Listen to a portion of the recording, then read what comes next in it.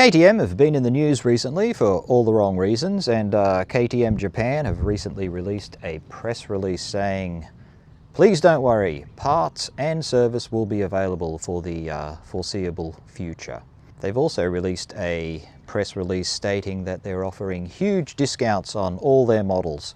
Today, I'm going to go down to the KTM dealership and find out how much it costs to ride away on an orange bike.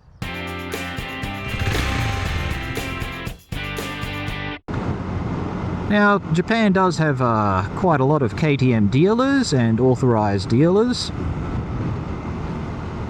And the one we're going to today is down the coast a bit, a fair way south of Tokyo, on the coast in a place called Chigasaki, which is kind of a beach town.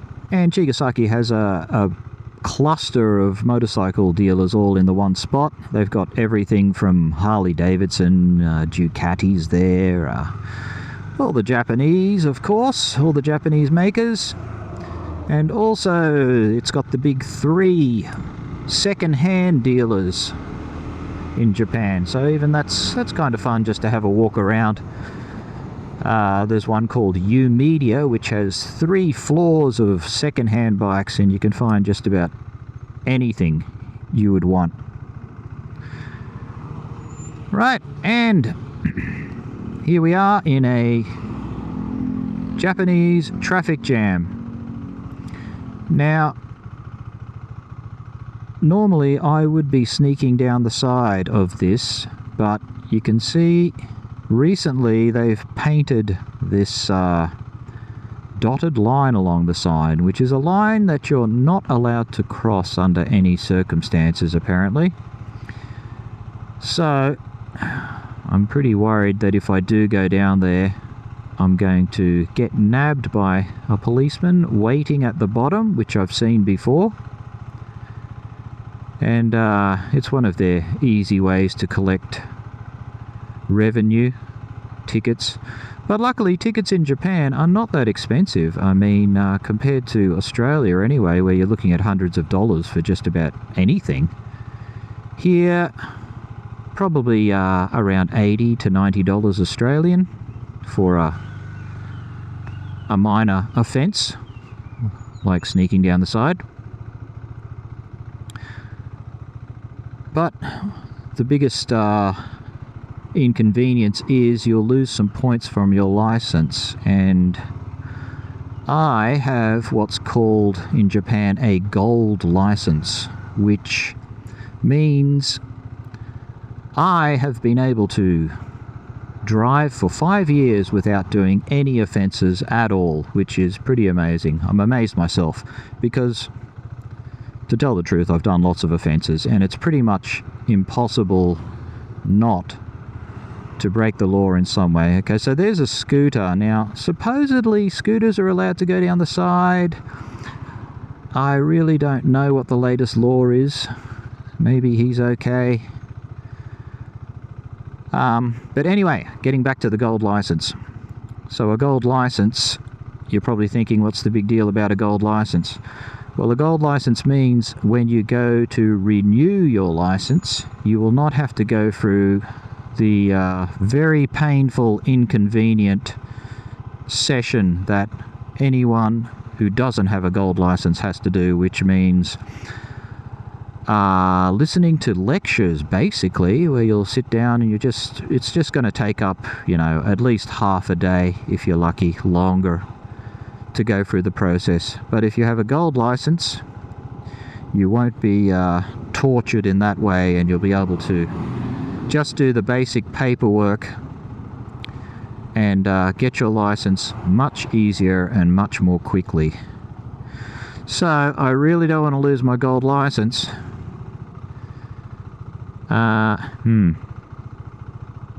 But this is a pretty annoying traffic jam. And it's also getting very, very warm. Even though it's only April, which is supposed to be a relatively cool, comfortable month. In recent years, summer seems to be starting earlier and earlier. It's almost like the climate's changing. If only somebody said something. But anyway, I've been in Japan for 33 years, 34 years. God, one of those. Either of those are scary. And yeah, I mean, the change is definitely noticeable. The biggest thing for me is that we have tornadoes here, or twisters, or whatever the correct term is. I'm Australian, so we're not too familiar with those, except in the movies. Anyway, we started having those kind of quite commonly. It's pretty amazing. When I first came, there's certainly nothing like that. And the heat just seems to be getting more and more brutal every year, which is not very good for an aging population either, because as you age, apparently your ability to detect body temperature decreases. So you might be very, very hot and you won't really notice it. So that's meant an increase in deaths from heat stroke, especially amongst the older population. Oh, there is a policeman down there. Anyway, so this is why I like the Svart. I mean, you get this naked bike riding, you know, you're up, you don't see anything in front of you except the road, and you've got that kind of Superman feel where you're just flying through the air. And if the temperature's right, which it is today, it's very, very comfortable. Anyway, we're just going to turn in here, and we're just going past one of the big, well, actually, supposedly this is the biggest second-hand bike dealer in the world. It's called Red Baron. Don't ask me why. But anyway, they're all over the country. Anywhere you go in Japan, you'll find a Red Baron, and they usually have a huge amount of second-hand bikes. And they have kind of an interesting system. It's kind of like a membership. You know, you buy from Red Baron, you'll be able to get service from any of their dealers all over the country, which is nice. They also have things like something they called Oiru Nomi Hodai, which literally means all you can drink oil, but hopefully they're putting it in your bike, not in your mouth, which means you can you pay a certain amount and you'll get as many oil changes as you need, and it does work out a lot cheaper. And they do use high quality oil too.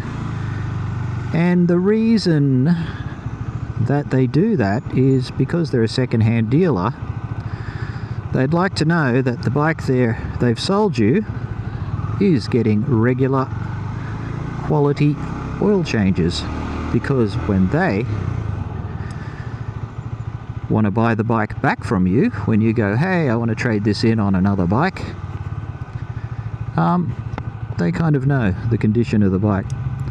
Well, here we are. We're pulling in here to, this place is called U Media, and it's huge, as you can see. And the thing I like about it the most is, oh, I'm in the wrong spot. It's got some great parking for bikes, so you can park comfortably undercover. This is pretty disappointing stuff, because the KTM dealership, which was next to the Honda dealership, which is right there, is now looking like that, which is pretty disappointing. There used to be a KTM dealership on the bottom floor, and on the second and third floor they actually had the Husqvarna range on display. So, looks like not looking good for KTM in Japan. Well, since KTM's let us down, we might as well have a walk around inside U Media. Looks like I've found KTM. They've been slightly downgraded for their showroom, and it's turned into this little corner, which seems to have nothing but a KTM sign, and there isn't actually any KTM bikes here. So So all of the bikes have got the price as well as a score out of 4, but I'm not sure what the maximum is, so I think I'll ask. すいません。はい。この評価点って10点満点中ですか？ 10点満点中です。じゃあでもお店に置いてあるのは、4が一番下。4が一番下。はい。じゃあ6って結構いいです。いい方ですか？7、8、9はもう新車に近い。新車に近い。はい。はい。わかりました。ありがとう。はい。Some of these classic bikes certainly hold their value. I mean, look at this. What is this? A Suzuki ST250. And doesn't say what year it is, but it looks pretty ancient. And it's got an asking price of, what's that, about 7,300 Australian dollars. This GSX 250R with a pretty low rating of 4 is selling for around 3,600 Australian dollars.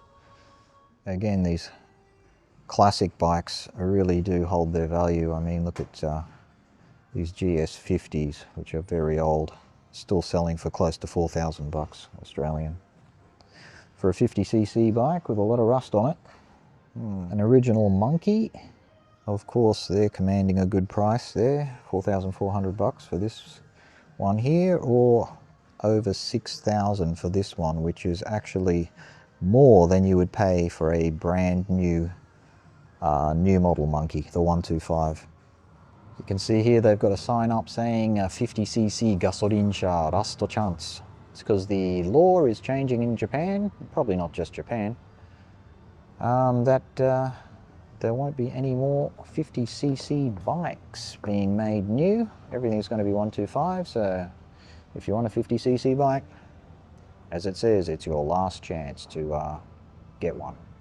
So you can see here you can get a brand new Monkey, the new model, the 125, for about 4,500 Australian, so cheaper than you'd pay for one of the classic 50cc's. Well, the KTM mission looks like it's been a bit of a disaster. The dealership's completely gone altogether, so I don't know what I'm going to do. I think I'll have a look online, see what the online prices say. Here on the KTM Japan website, and it says here, Bike Life Owen campaign. So that means they're going to support your bike life, which is very kind of them. Anyway, let's get straight to the actual figures. It says here that these prices are the recommended retail price from the manufacturer, and the prices are after the discount has been applied. And it also says at the dealer, your price may be different, which usually means the price should be a little bit cheaper. Now, unfortunately, due to a certain orange influencer in the United States, the conversion rates are all over the place lately. So please forgive me if I'm a couple of $100 out. Let's start with the ever-popular 390 Duke, and you can see here that if you pick up a 2022 model, you can get that for around 5,500 Australian dollars. And if you go for the 2023 model, you'll be paying around 5,800. Now those prices include tax and should be pretty close to the right-away price. The 390 Adventure SW gets a big discount of around $1,800 Australian, and you can pick one up for around $7,200 now, which sounds like a real bargain. The 1290 Super Adventure also gets a huge discount of way over $6,000 Australian, and you can now pick one up for under $20,000.